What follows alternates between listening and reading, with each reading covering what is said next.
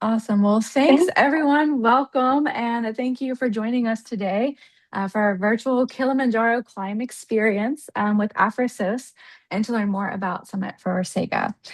So for those of you, I think most of you know me in this room, but if you don't, I work for Nurturing Minds, where I support cultural exchange, partnerships, and programs in connected with a Sega Girls School in Tanzania.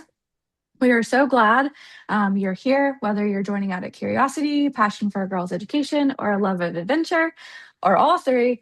You are very welcome to join us today. So thank you. Before we get started, just a few quick little Zoom housekeeping notes. We're probably all familiar with them at this point, but just stay on mute if possible, and then we'll leave plenty of room for questions at the very end, so we can have more of a conversation at the end. But of course, if any chat questions come to mind throughout, please drop them in the chat so we make sure that we answer those at the end. So with all that being said, I'm excited to introduce our hosts and our partners for this experience today. Many of you may know Jigar, who's an award-winning Tanzanian documentary filmmaker and founder of AFRISOS, which you'll learn more about. His work explores the connection between land, culture, and spirit, and centers African voices telling African stories. Through AFRISOS, Jigar mentors the next generation of African filmmakers and photographers, empowering them to share their narratives on their own terms. So thank you so much, Jigar, for being here and for partnering with us on this virtual climb experience. And he's joined by Simi. So Simi is an impact producer, storyteller, and an event designer, and has produced over 150 events and expeditions globally. Very impressive. And she speaks 8 languages and is currently learning her ninth. Really liked that fun fact, so I wanted to include it in your intro, Simi. And Simi brings people together through unforgettable experiences that lead to real change. So welcome, both of you. I'm so happy to be here with you today. Thank you so much, Miranda. It's a pleasure to be here, and it's a pleasure to see some familiar faces. Hello, Bob. Hello, Jody. Hello, Kate. Hello, Laura. I know you all. Some other people are new faces, but I'm really, really excited to speak to you all today, and Simona as well. And we are just really thrilled that you'll be coming to our country, coming to Tanzania. We love visitors. We love you all who are making a change for the Sega Girls School, and I've been to the Sega Girls School. I've had the honor of making a short film there and meeting some of the students, and it is an incredibly important project. So thank you all, first of all, not only for being here, but for having open hearts and wanting to make a difference. So I'll hand it over to Simi now, and then I'll join in a bit later. I'm just gonna say hi. Very happy to be here and very excited to join to share my journey on the mountain and hopefully inspire all of you to come and also push yourselves and reach the peak of Kilimanjaro. And I think we can So I guess move on to the next slide. Yeah, go ahead, Jiga. Yeah, so I guess before we dive into the mountain, a little bit more about myself and Simona and the work that we do together in Tanzania with our great team of local storytellers. The NGO that we've founded and are running at the moment is called AFRISOS, African School of Storytelling. And what we like to do is, firstly, yeah, tell African stories from the African perspective, mentor storytellers who have a voice to share. And in general, usually that has a connection to nature, to natural culture, natural heritage, as well as culture. You know, Tanzania has over 120 different ethnic groups, and that all of those ethnic groups have so much music, culture, knowledge that is at a risk of being lost forever. So we believe that through the camera, through the microphones, we can preserve it for future generations, and we can also inspire the rest of the world to think differently and to see Africa in a different way. So our tagline is, we're regenerating Africa's rich natural and cultural heritage through community-driven storytelling. And what we do is all expenses paid mentorship programs, pairing African filmmaking mentors with aspiring storytellers and taking them out on the set and giving them a hands-on experience, and they come out on the other side with a body of work that they can call their own, they can be proud of. They have creatively designed something for the world that they get to share. So that's essentially a stepping stone to their career, but with a lot of great side effects for the society and for the environment in Africa. Simi, did you want to add something about AfriSource as you are the program's director at the moment and the impact producer? More just the importance of amplifying the stories from Africa, but then the ones that are told by Africans themselves, because we've all been presented and seen stories that we're observing Africa from the outside, and that's exactly what we're trying to challenge and amplify the African voices. So I myself believe that the most authentic and most impactful and powerful African stories are told by the African storytellers themselves.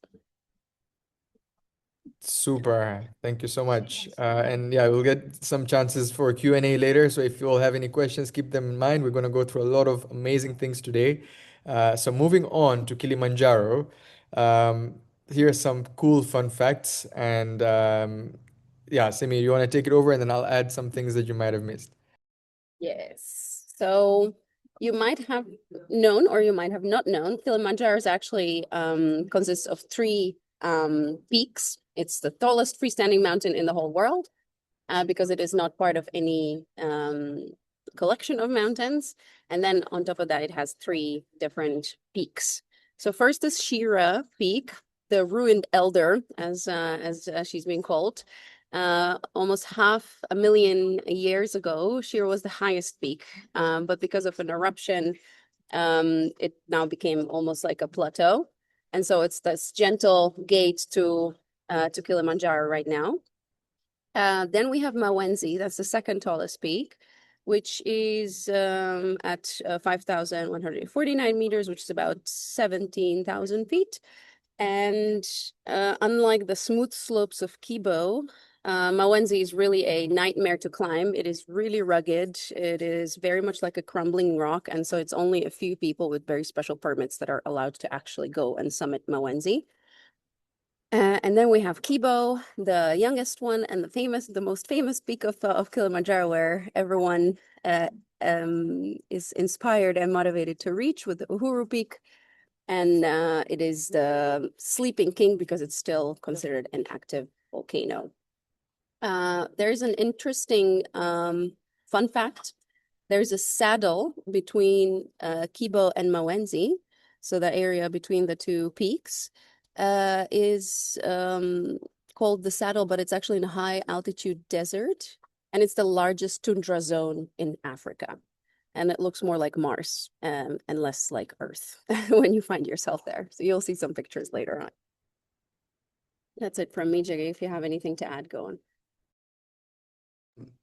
No, I just wanted to say that I mean I've officially only climbed to the peak about 3 times, but I've been on the mountain like about 7 or 8 times on different altitudes doing different shoots. I filmed once a mountain biking adventure where people were going up mountain biking from Kilimanjaro all the way to Lake Natron, which is a acid lake with flamingos. And so I don't know how they were doing it, but they were cycling on this high altitude all around, and I had to follow them around and wait for the cyclists to get up, sometimes carrying their bike on their shoulders going back down.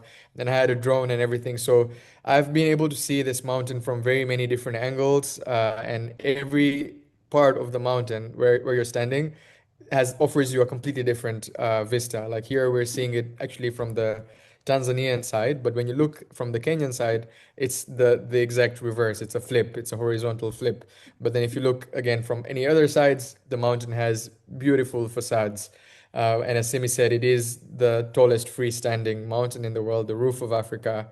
And what's incredible about it, and what I guess the whole craze about Kilimanjaro started, because it's one of the only mountains on the equator that has these kind of glaciers and permanent, ice caps, which is really quickly melting.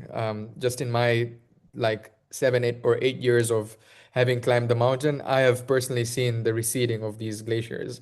I cannot imagine how it's receded over the span of 100 years and how it has to get lost in the next 50 to 100 years. So Yeah, that's just a little bit about the geology before we dive into the culture and the people.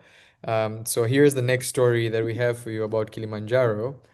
Um, so when you search up online, who is the first climber of Kilimanjaro, or you look at the books or the literature, you will find the name Hans Mayer and Ludwig, his colleague Ludwig van another something German name, um, and that was an expedition that they did in 1889. And so this is what it says, this is what the literature is, but they would not have been able to make it to the top without the help of the young porter, Chaga Porter. Well, he ended up living up to over 100 years old. I know his grandchildren. His grandson is a good friend of mine, Abraham Lau in Moshi, and he's told me some stories about his great grandfather, his grandfather. And so his grandfather climbed only when he was 19 years old. And there's some different stories about it, whether he was chosen by the chief because he had already got some knowledge about the mountain and about the routes, or whether it was a punishment. So we don't really know what the truth is. Some people say that it was a punishment because the local people then did not climb the mountain. And in fact, they were afraid to climb the mountain because of the spirits that live on the Kibo Peak. And, they would go up to do some sacrifices of animals, or they would do some spiritual ceremonies at certain altitudes, like 3,000 meters above sea level, but they would never go to the peak. So it was something that they were afraid of. But the rumor has it that Yohani Lau had done something that he deserved a punishment for, or he was forced, he was obliged to go and take these two German men who had a crazy idea to conquer the peak, and all the local people thought, yes, this is a crazy idea. We shouldn't go up there. But they said, okay, if anyone can do it, it's Yohani Lau. And so this story often gets forgotten, and that's part of like what we do at AfriSource is try to recover and uncover the multifaceted stories about the natural landscapes and the traditional knowledge that goes around with the beautiful ecological attractions that we have in our country. So this is one of those stories. Now, how was the this volcano? It's a volcano, right? Kilimanjaro is a dormant volcano. How did of this volcano come about? And not just this volcano, but all the many other volcanoes that you can find across the Rift Valley, East African Rift Valley, starting from the Arabian Peninsula all the way down to Mozambique. This rift, it's essentially two tectonic plates that are moving away from each other, and as they move away from each other, the magma is rising and giving creating vents. And this happened millions of years ago, and then these collection of volcanoes came about across this. You have Kilimanjaro, you have Mount Meru, you have Oldonyo Lengai, you have volcanoes national parks in Uganda and in the Congo. We have all of these incredible volcanoes, and Kilimanjaro has got to be one of the most iconic, as I said before, because of the glaciers and because of the three incredible peaks and the fact that it stands at such an immense height. But one of the other volcanoes that is also in Tanzania, it's the only active volcano in Tanzania, is also quite impressive. It's called Oldonyo Lengai, and Oldonyo Lengai means the mountain of God. Oldonyo means the mountain of, and Lenkai is God in the Ma language, and that's located just above north of Lake Victoria here on this map, and on the border of Kenya. And this volcano, Oldonyo Lengai, has the world's fastest running lava and the coldest lava. It's still really hot lava, but it's the coolest by temperature, which is like 400 degrees Celsius. So there's some fun facts about this place that you all will visit.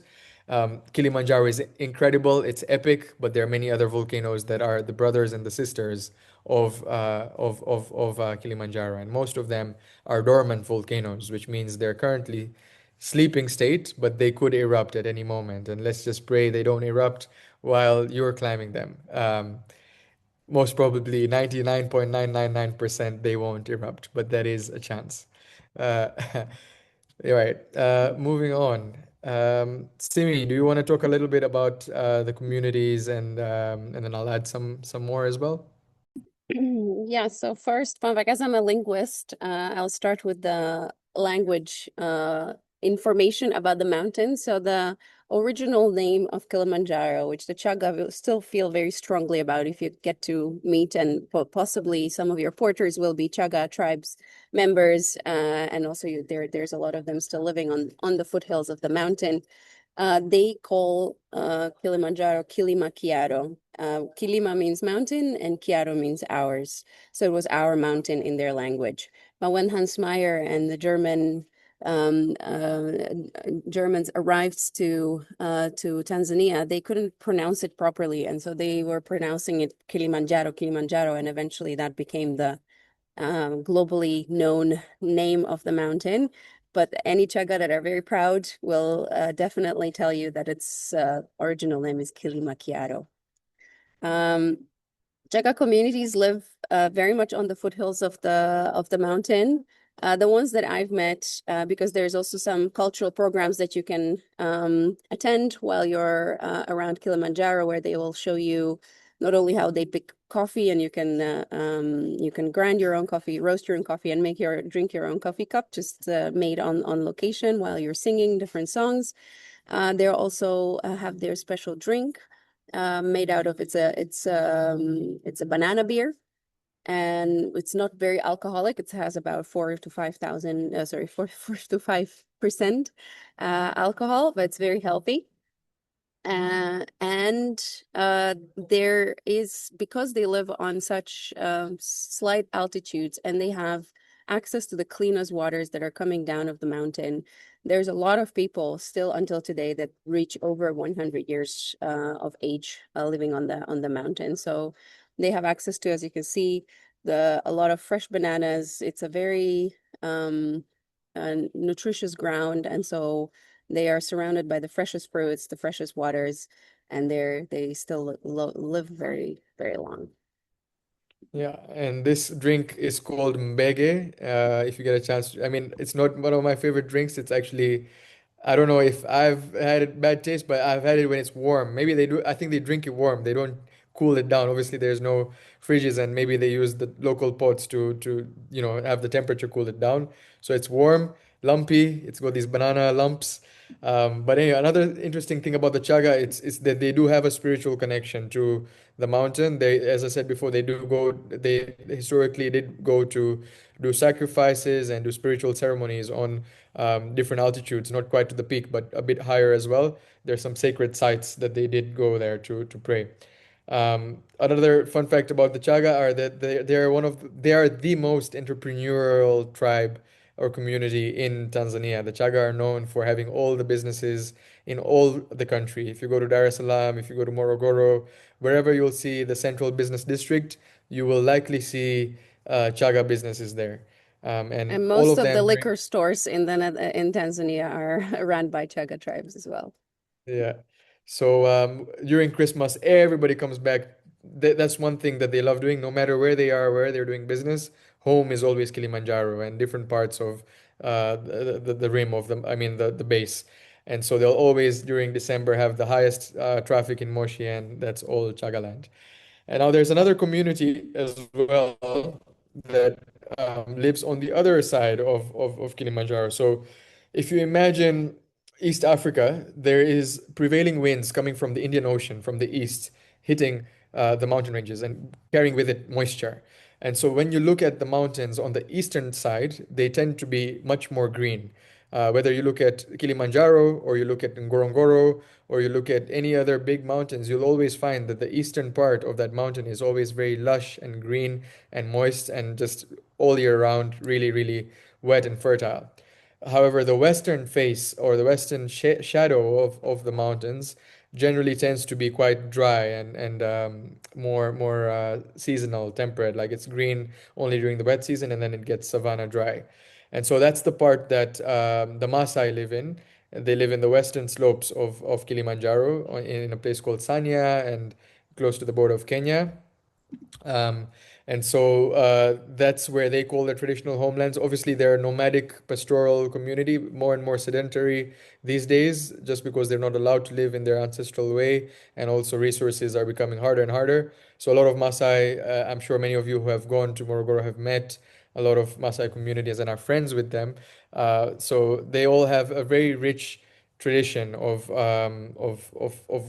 so many things.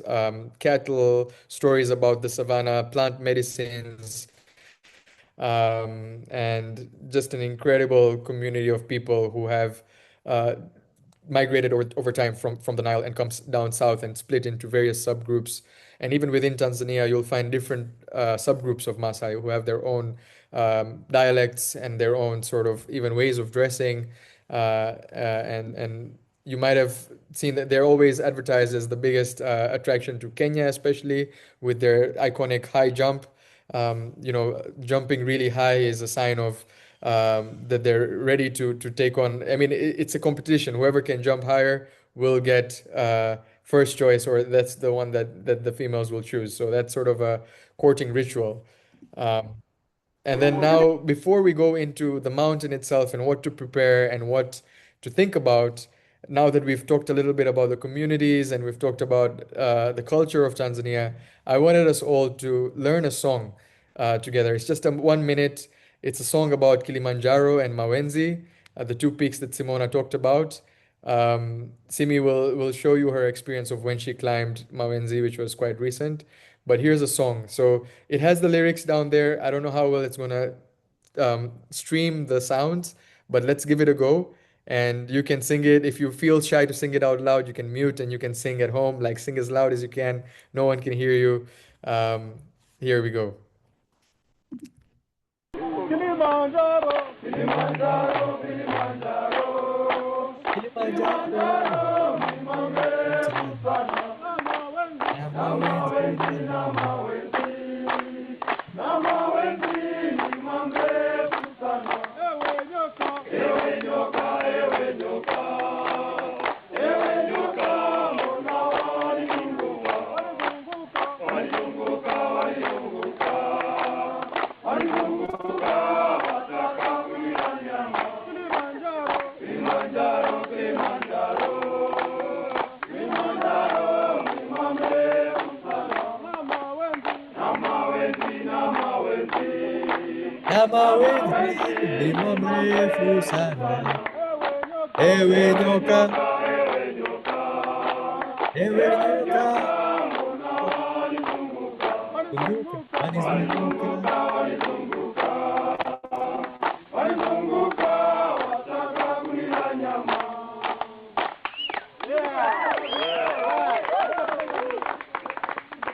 So yeah, that is a song that you might hear, and music and songs will really keep you going on the mountain. And your guides, your porters, they'll all know these songs.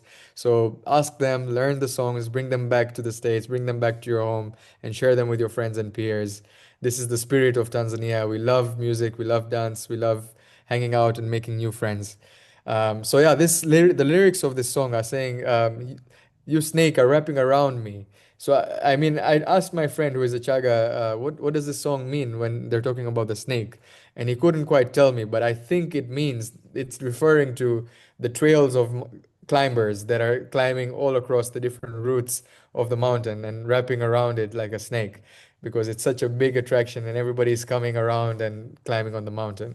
But it's all fun. You'll find a lot of Swahili music, and music like this doesn't, it has lyrics that mean something, but it doesn't really mean that thing. It means something else, like proverbs and idioms that we have. One of the other things that you'll hear is pole pole, which means slow, slow. But it also, another thing you might hear is haraka haraka haina baraka, which means quickly, quickly has no blessing. Pole pole ndio mwendo, haraka haraka haina baraka. Slowly, slowly is the way. Quickly, quickly has no blessings. So, the main rule on the mountain, go slow, take a breath every step. Pole pole. All right, over to you, Simona. Thank you. So yes, indeed, pole pole was something that I've heard probably 50 times every day by my guides, as we were very much excited to get to the top. So the first time I have come to Tanzania and with the aim of climbing Kilimanjaro was in September 2020. And it was a trip that we've gifted ourselves with my mom because it was our shared birthday, and we thought, let's do something iconic. And I just jokingly said, "Oh, let's climb Kilimanjaro." And my mom was like, "Okay." She jumped on that offer. And so we started preparing our trip. And little did we know that Corona will hit. We were supposed to climb in April 2020, but then the whole Corona crisis started.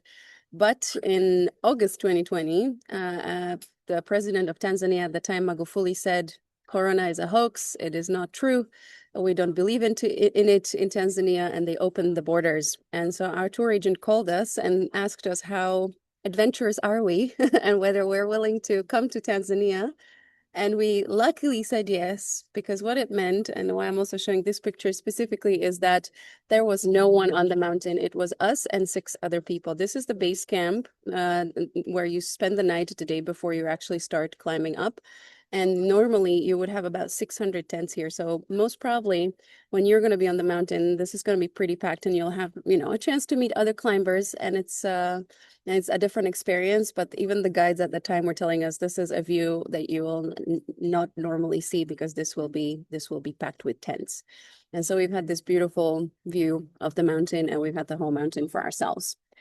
As Jigar mentioned before, as you walk through the mountain, one thing that really stuck with me was that how many faces the mountain has. And so I call it a Jurassic Park-like rainforest, because it really felt like anytime there's going to be a dinosaur jumping out of me.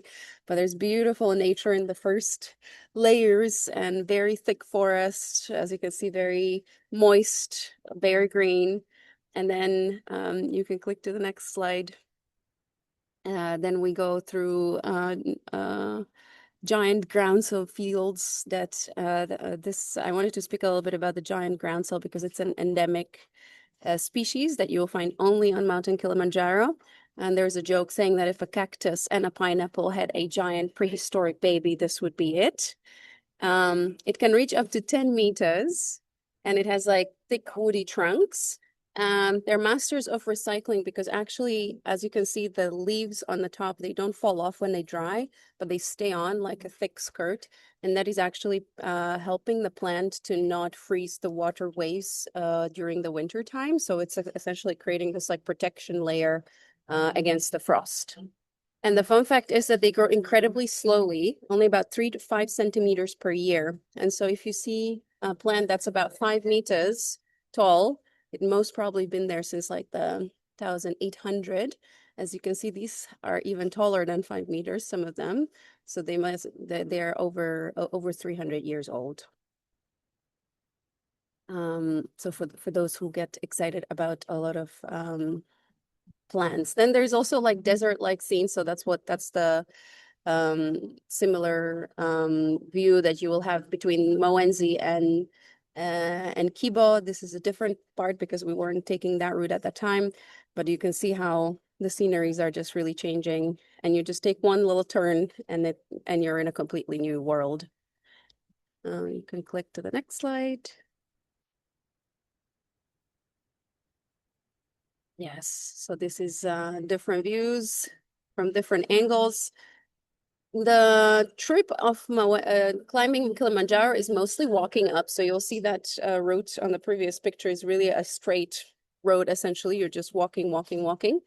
But there are few, and this is, I think, probably the only one place on the whole mountain where you do have to climb a little bit. So there is just a few parts where you have to do a little, upside climbing, but for the rest, it really is pole pole, slowly walking up the mountain. You're slowly walking up and then slowly coming closer and closer to the clouds, which is really, really beautiful. This is my mom looking into the clouds until we eventually reach the place where you're above the clouds. And that is a view that I have had sometimes because I come from Slovakia. We also have mountains, but on a very few occasions. But on the tallest mountain and the roof of Africa, it definitely feels very different because it's just those views are absolutely breathtaking. And then you also brush your teeth on on top of the mountain. The little house down there that you can see, the little roof, that's a toilet. So you have the toilet experience with the most beautiful view and toothbrushing with the most beautiful view. And you can also see the Mawenzi that we can already, we are now here in a base camp. So we're about to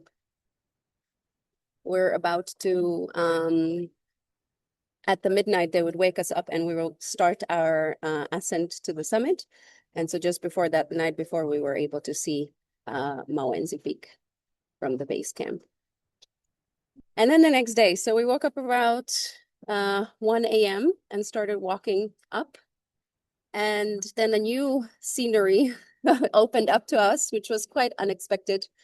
We've gotten into a ice storm, which was approximately minus 25 degrees Celsius. And we just kept walking, but it was really like Mars. It really felt otherworldly until we finally reached the peak at around, I think 7:30 or 8. So the idea is that you reach the peak with the beautiful sunset, the sunrise. That was the motivation from the guides throughout the whole trip, was that it's worth it. It's worth it for the view. You have to do it for the view. This was our view.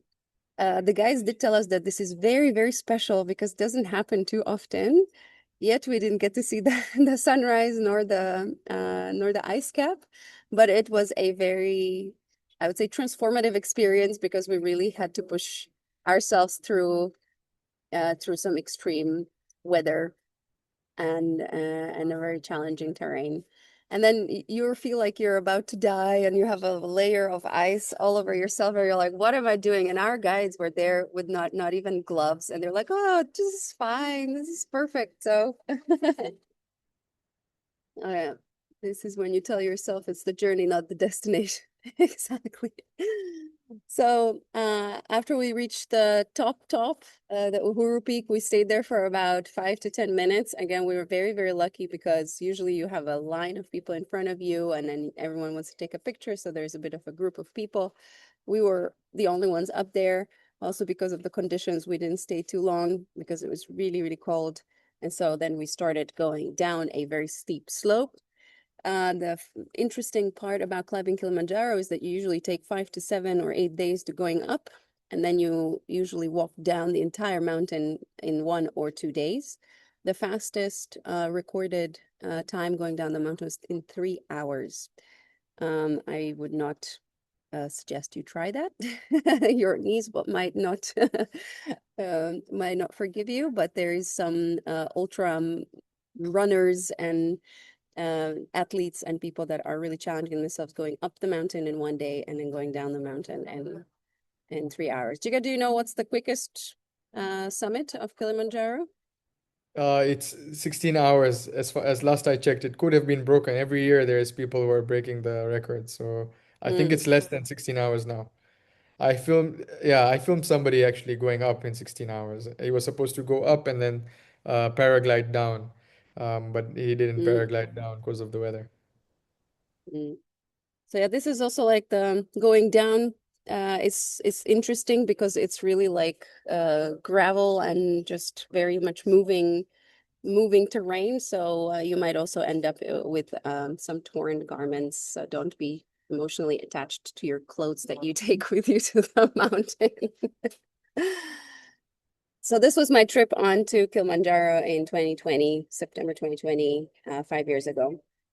And then should I continue on to Mawenzi? That's I would say a shorter presentation. So we just see the mountain pictures from both sides. So 5 years later, in September 2025, so just a few months ago, I went on to the mountain on the Mawenzi route, which is a much gentler and a much more scenic route where you are not necessarily there to push yourself through your limits because it is also not as challenging. But the views are really, really beautiful. And there's a saying that the Mawenzi is the mom, so the mama, so the feminine peak of the mountain, and then Kibo, which is on the next slide, is the daddy, or the masculine side of the peak. So you on that route, you really have both Mawenzi and Kibo next to you on each side, and you're walking in between them, and that is that really the saddle, the largest tundra zone in Africa is exactly there. So this is a really beautiful views there. We've had a all-female trip, and then one thing that I got suggested by one of the ladies journaling in the evenings and reading some books. So that's why we have taken some books with us and had some opportunity, because usually after 6:30 you had your dinner and then you just go into your tent and you have some time for yourself if you're not if you like to stay up late, so then you get to read something or maybe journal some things. On the mountain, you usually walk in the line and you usually get into this like rhythm together, step by step. Also, one of the rules of the porters is that we're going the speed of the slowest person so that we stick together as a group. And so that's again where the pole pole comes in. You're supposed to get into this almost meditative step after step after step and syncing your breathing with your walking, and then just enjoying the beautiful views. Yeah, here's just another view of Mawenzi, and then just down. So this is as close as we got into the peak of Mawenzi, and then we walked a little bit up on the right side. But there's this beautiful yellowish lake underneath the Mawenzi peak. And as I said, to go all the way up, you would need a special permit. And so there's also other faces of the mountain, which is, for example, the waterfalls, where if you're lucky and this was our treat at the end, we ran down the mountain and then we jumped into the water of the waterfalls. And I think that is it from my side, if I'm not mistaken. So this was my Mawenzi experience, essentially just a Was it lighter really version cold? of the The water must not have on been freezing. Mawenzi. Oh, the No? cold. Yeah, the water was really cold. Yeah. Yeah. But So very, fun very fact, clear most of and the very water, nice. thank you so much, Simi. Yeah, Kilimanjaro is a big iconic thing, not just as a mountain, but as a brand in Tanzania. There's a beer called Kilimanjaro, there's a water called Kilimanjaro. Everything is called Kilimanjaro. As much as you look, you'll find it. Cool, guys. So back to before we go into me showing you, I need to show you just a few drone shots, a unique perspective that I've been able to capture in my last climb. We're going to learn a little bit more Swahili that might be useful, and then we're going to practice that Swahili. So just three things, because I believe in bite-sized learning. So I feel cold. Nasikia baridi. Nasikia baridi. Nasikia baridi. I feel cold. Try it with me. Nasikia baridi. Okay, good. Then we are in Kilimanjaro. Tupo Kilimanjaro. Tupo Kilimanjaro. Okay, we are high. You can use this sentence in many different ways for many different things, but tupo ju, we are high. Tupo ju. Okay, great. Now you might be wondering, why did I choose these random sentences?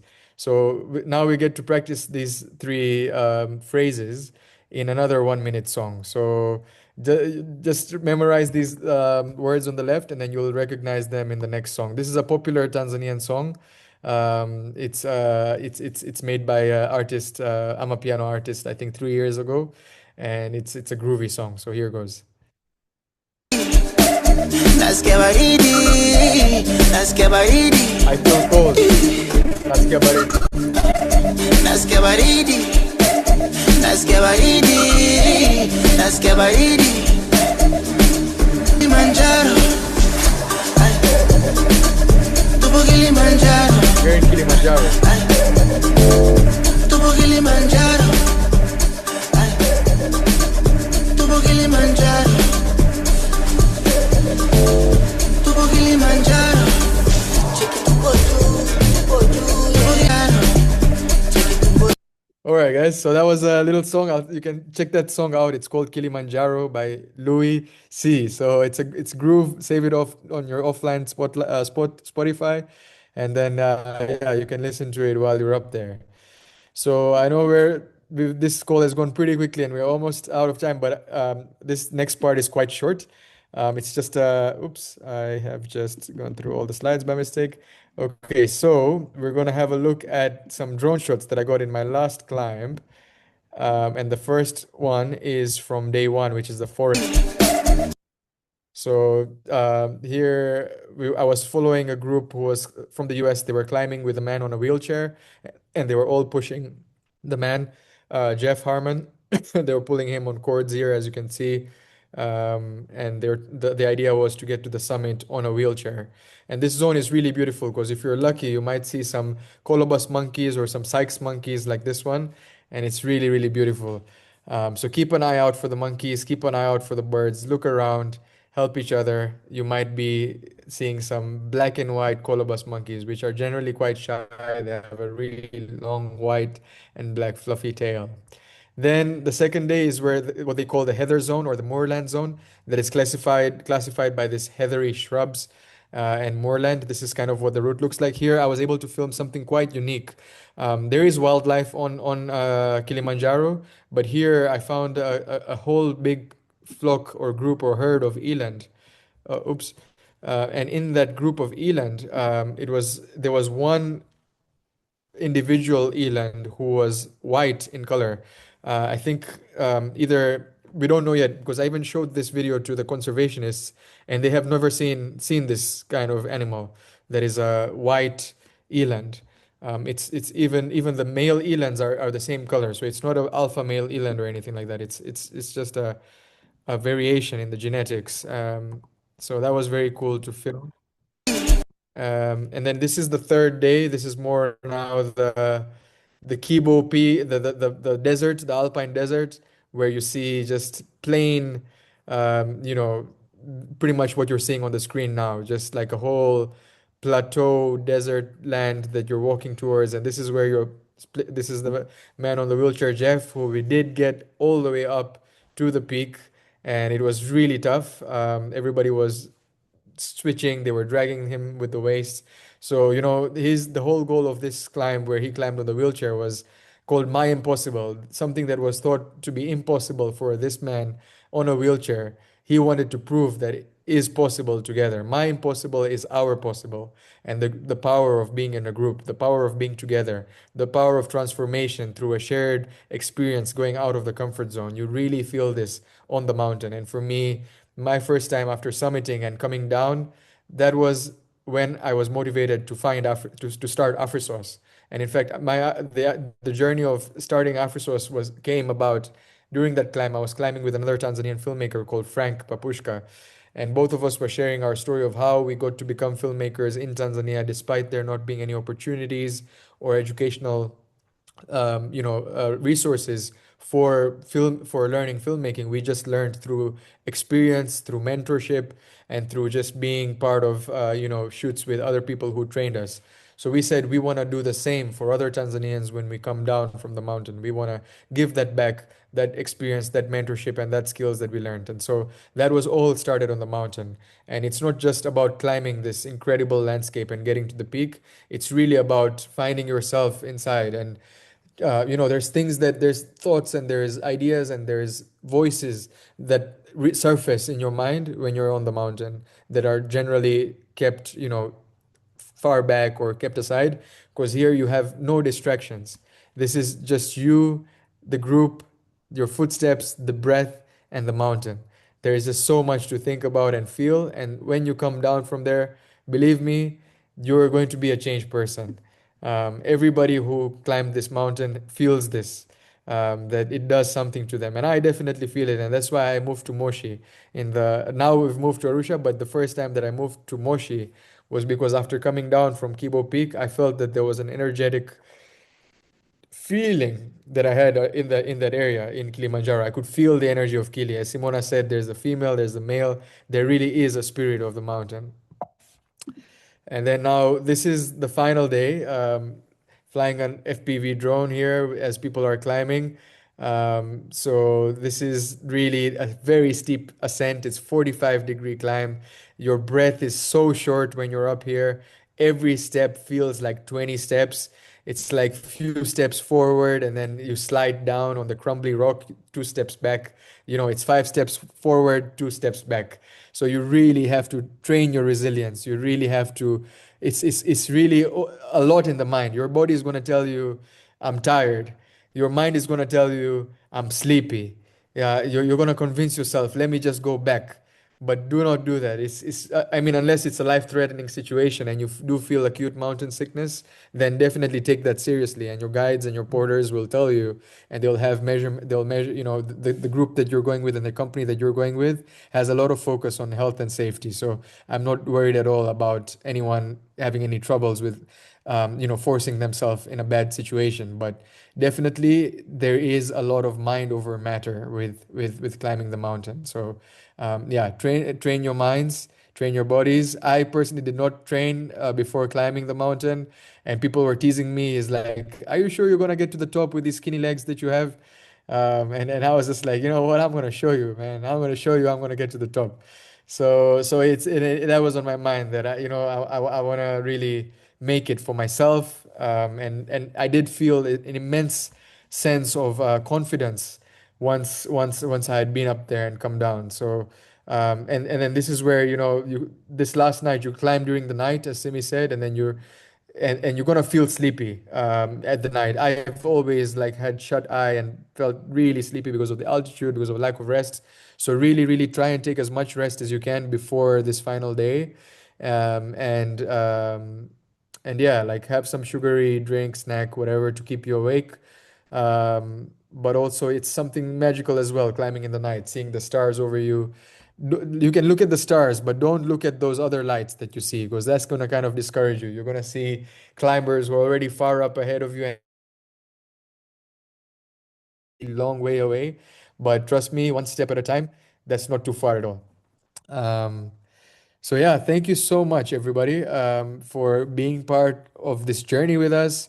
And now we're going to hand it over to Miranda, and then we're going to have some Q&A. Yeah, amazing.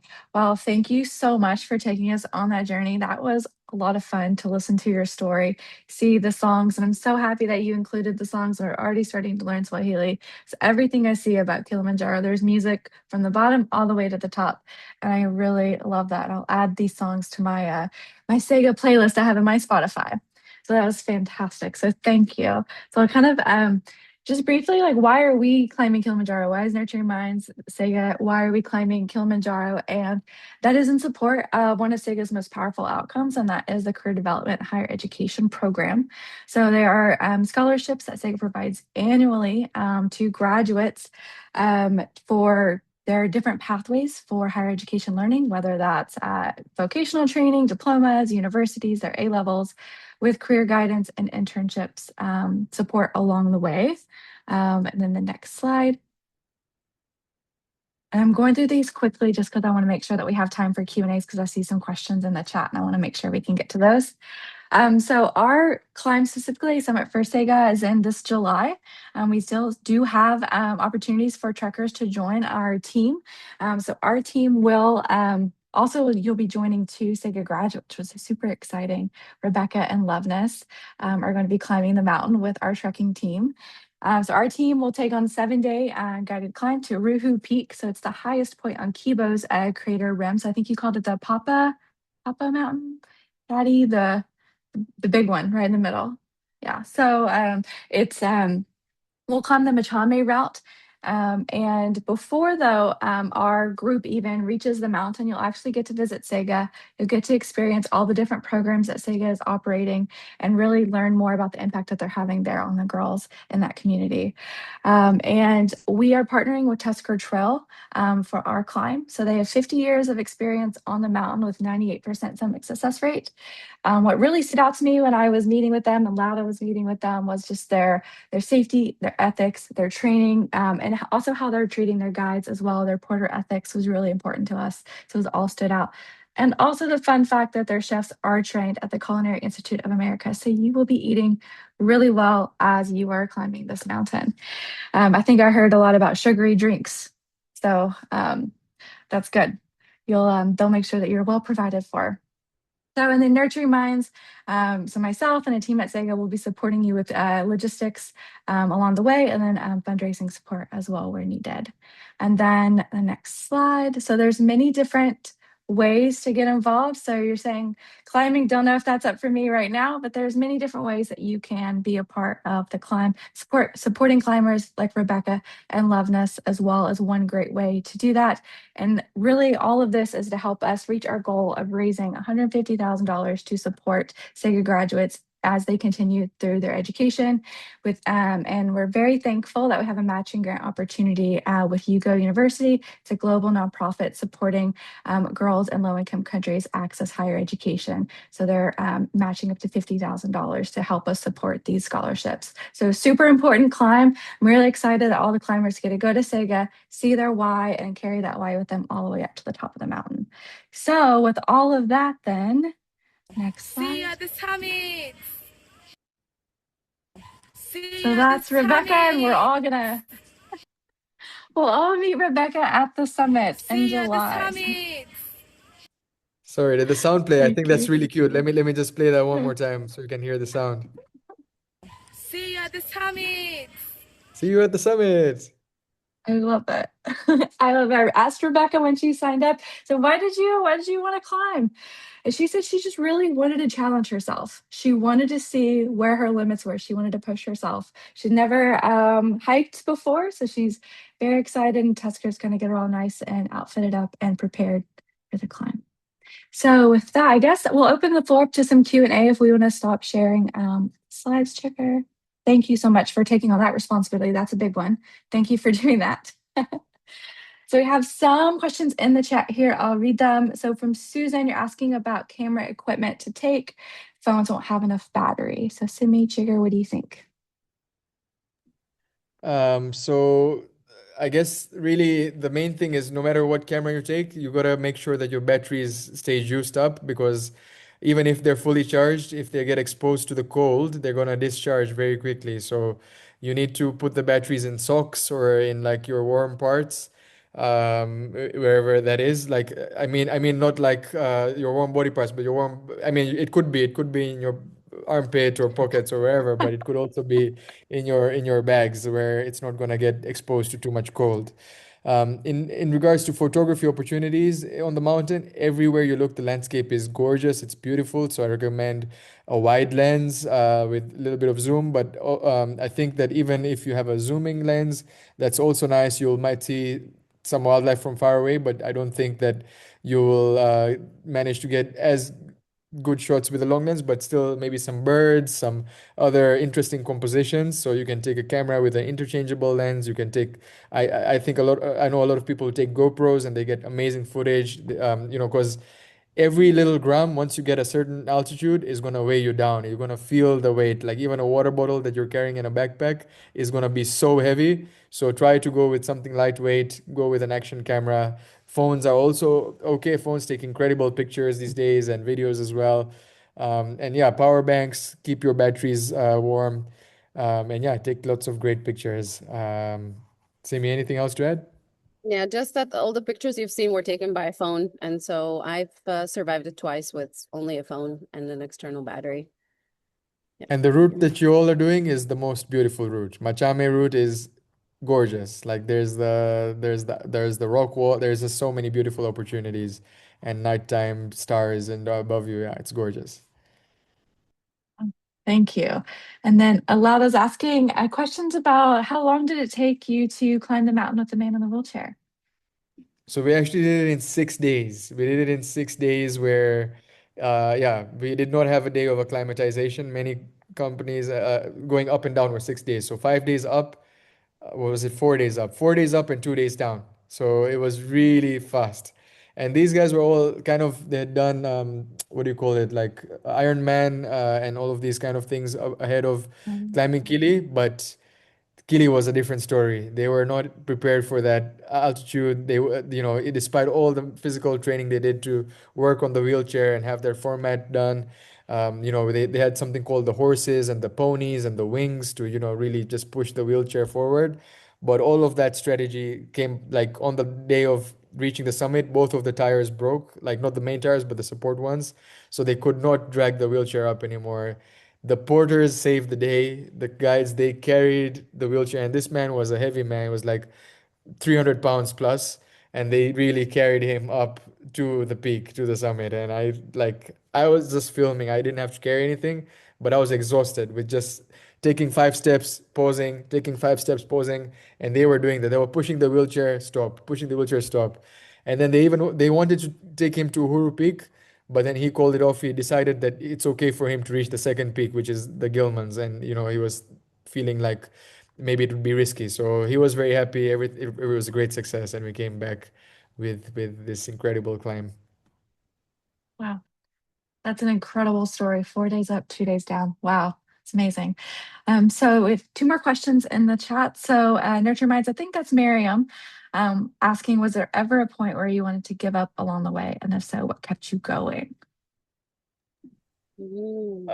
So for me, that was definitely at the point where when we started from the base camp, the skies was clear. We could see the Cassiopeia and we could see the mountain clearly in front of us, and we're just going nicely. And then suddenly it started becoming milkier and milkier and icier, and you could see less and less. At some point, the visibility was about 3 to maybe 4 meters ahead. So I could see one porter, but one of our tour guides, but not the other one anymore. So he was already disappearing into that milk. And you could see the ice layer building on top of ourselves. And I was just asking myself, like, what am I doing? I'm paying for this. And that was really tough because it was, everything was going very slowly or also very high. And so the altitude sickness, we didn't really have the sickness, but it's just the lack of oxygen. So even if you take a breath, you don't really feel like you took a proper breath. And so you really are very slow and just very consciously putting one foot ahead of the other. But the visibility and the scenery, I just felt like I'm on a different planet. And there was definitely a split of a second when I was thinking, yeah, I don't think I can do this. But then we just kept on going, and the guides are very well trained, and they really know how to give you the right support in the right moment. And so even in these moments of challenge, you do it. And for me, it was really, I think you asked what kept you going. So it was my mom, that's 20 years older than me, and I was like, well, if she's going, then I have to. She was ahead of me, and I'm like, I have to do this. I Yeah, love that. I love that you and your mom pushed each other, make it all the way to the top. yeah, it's really about the teamwork. And I was filming. So the first time that I ever climbed, I didn't make it to the top. I was about, I think, 12 or 13 years old. It was part of a school trip, and we were 30 of us who climbed. We trained for like 4 or 5 months, and then we were in different groups on the last day, like 4 groups. I was in group number 2, and I just saw people from group number 1 coming back and turning back around, and I was like, wow, I thought these guys were gonna make it. They're really fit.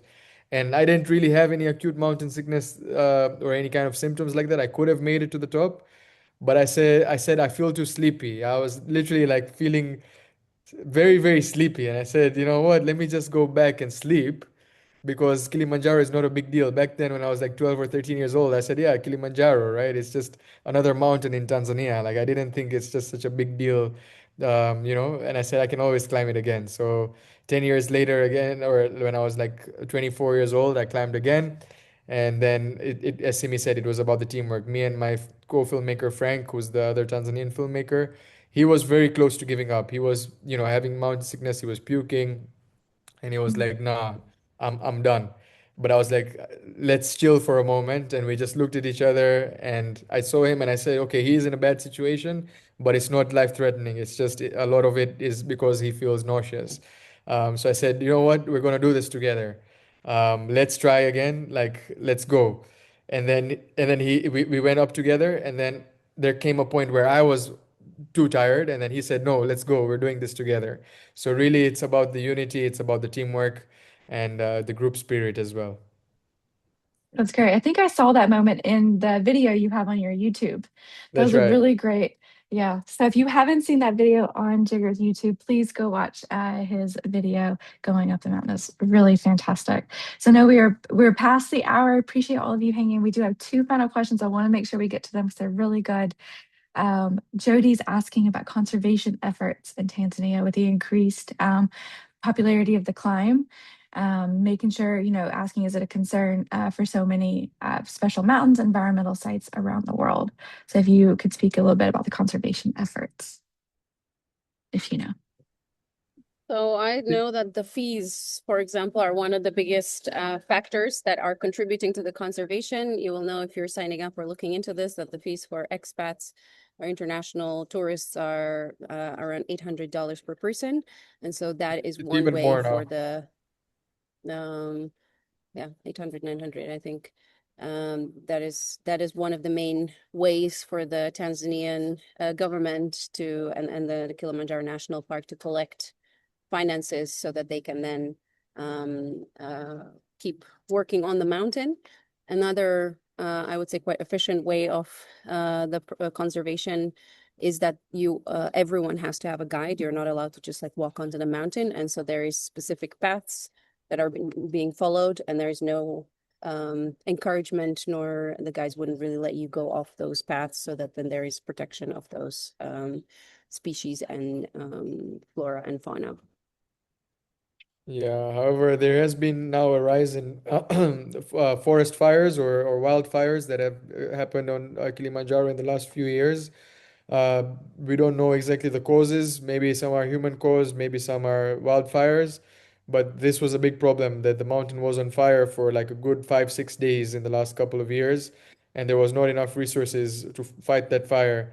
And so even the government was severely under-resourced to put out those fires, but local tour companies pulled their weight, and they really have done a lot now privately as well, apart from the government, to help the mountain. And I think a lot of companies do a lot of cleanups of trash, because I'm sure you'll see in some parts there is quite a bit of trash, especially towards the peak. Companies and the government are doing cleanups. And then there's a lot of efforts for tree planting. I was actually part of Roots and Shoots, Jane Goodall's Roots and Shoots, when I was in school, and we did a lot of tree planting around Mueca in the mountain to create a bigger buffer of the protected area, and create more corridors for the wildlife. So yeah, I think there is all sectors of society, the government, private companies, students, schools, clubs, NGOs, that are all doing things to protect the environment and the mountain. But yes, there is a big pressure um, with the glacier receding, with trash, with over tourism. But yeah, it's really good to be conscious about this. As I know, Jody, you were a champion of conscious travel. So good question. Thank you. And then to wrap us up, Sharon has a great question to kind of close us out for the day. And thank all of you for hanging out. I know we're 8 past the hour, but I could probably talk about this for the next hour. Thank you all. But Sharon's closing us out with a question. How did the Kilimanjaro experience shape your understanding of challenge? Well, for me, the second trip was very challenging because it was supposed to be like a ladies' trip where we take it easy, where we don't have the big goal of going all the way to the top. And somehow that felt even more challenging to just like be in the moment and let it be about the journey and not the destination, especially also because Jigar was on the mountain at the same time doing the trip with the wheelchair. And so I was looking at Kibo Peak and I was like, he's going up. I can see the base camp. And the overachiever in me was just on fire. And I found it very, very hard to just relax in the moment and enjoy the mountain without the need to like achieve something. So that was, and the slowness, because we've had also ladies that were 70 years old with us. So we were really taking it slow. And yeah, I eventually joined the porters because on the trip with myself and my mom, you'll see depending on the size of the group, you will have a very big group of porters joining you, which is it's very fascinating to see the porters and how quickly they're navigating the mountain. But so eventually I joined the porters and I was just trying to find ways to like be ahead of the group and be quick, but still I didn't make it to the Kibo at that time. But that was the challenge, was to slow down and enjoy the present moment and the beautiful views that we've had of Mwanzi. Yeah, awesome. I think for me, I think it expanded my perspective of capacity, like what am I capable of? Not in an egoistic way, saying like, oh, I can conquer the world because I've summited this mountain, but more in a way that I have a really strong connection between my mind, my body, and my heart. Like all of those things have come together throughout this process. Even if I hadn't reached the top or made it to the peak, that still would have been true. Is that I've worked on myself to coordinate my breathing, my mind, my body, and feel capable. To feel like you know, in a very humble way, you feel this power in you. Of course, the mountain is huge and it's bigger than you, and weather and everything that you can't control. But there is a lot in you that you can control, and that's what really became apparent in the journey. And that's how I reshaped the understanding of challenge. Is that yeah, before approaching a challenge, I have to find the mountain in myself, which is trying to connect myself as one being, as really 100% focused energy in what I want to do. So yeah, that's really what I learned through the journey of the mountain. Well, that's amazing. Thank you all thank you, Simi. Thank you, Jigar, for sharing your story. This is amazing to listen and to experience the mountain with you. Really appreciate your time that you've shared with us. Thank you all for joining and for listening to the story. This was fantastic. So much fun. If you have any follow-up questions for myself, Simi, or Jigar, reach out to Nurturing Minds. We'll be sure to get you in contact with them for any follow-up questions that you may have. Thank you all so much for your time. And we'll see you at the summit, as Rebecca said. See you at the summit. All We're right. gonna wave at you from the bottom of from Arusha. You'd be